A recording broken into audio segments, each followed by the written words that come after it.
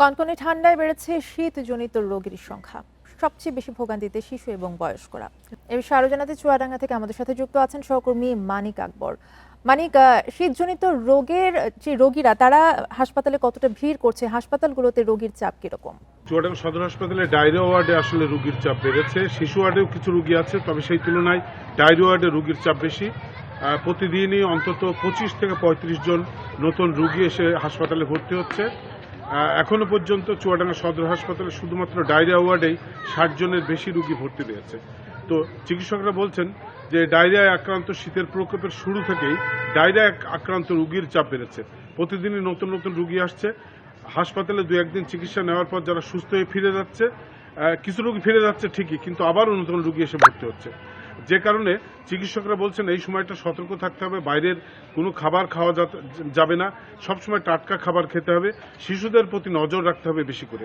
আমরা হাসপাতালে খোঁজ নিয়ে যেটা জানতে পেরেছি সেটা হলো এখানে শিশু রোগীর সংখ্যাই বেশি। মূলত যারা আক্রান্ত হয়ে হাসপাতালে আসছে নিউমোনিয়া কিংবা ডায়রিয়ায়, তারা বেশিরভাগই শিশু। তো এই কারণেই চিকিৎসকদের পরামর্শ যে শিশুদের প্রতি আলাদা নজর রাখতে হবে, যাতে খুব বেশি ঠান্ডা তাদের না লাগে, আবার এমনভাবে যেন তাদের ঢেকে রাখা না হয় যাতে খুব বেশি গরম লেগে না যায়, তাহলেও শিশু অসুস্থ হয়ে পড়তে পারে।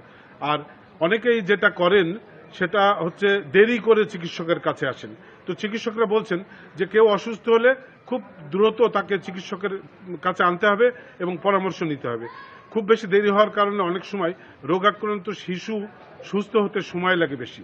তো সব মিলিয়ে চুয়াডাঙ্গা সদর হাসপাতালে এই যে অবস্থাটা, রোগীর চাপ বেড়ে যাওয়া, বিশেষ করে ডায়রিয়া এবং শিশু ওয়ার্ডে এই রোগীর চাপটা বেড়ে গিয়েছে কিন্তু ডিসেম্বরের শুরু থেকেই। এই অবস্থাটা ডিসেম্বরের মাঝামাঝি সময়ে আরো প্রকট আকার ধারণ করেছিল। এখন আবার কিছুটা কম, তারপরেও যে পরিমাণ রোগী আসছে চিকিৎসকরা বলছেন এই সময়টাতে অভিভাবকদের সচেতন হতে হবে। আর কিছু বয়স্ক মানুষ আসছেন যারা শ্বাসকষ্ট নিয়ে হাসপাতালে ভর্তি হচ্ছেন। তো চিকিৎসকরা বলছেন যে বয়স্কদেরও খুব বেশি ঠান্ডা লাগানো যাবে না, বাইরে বেশিক্ষণ না থেকে দ্রুত ঘরে ফিরতে হবে। এই ছিল আমার কাছে চুয়াডাঙ্গার পরিস্থিতি।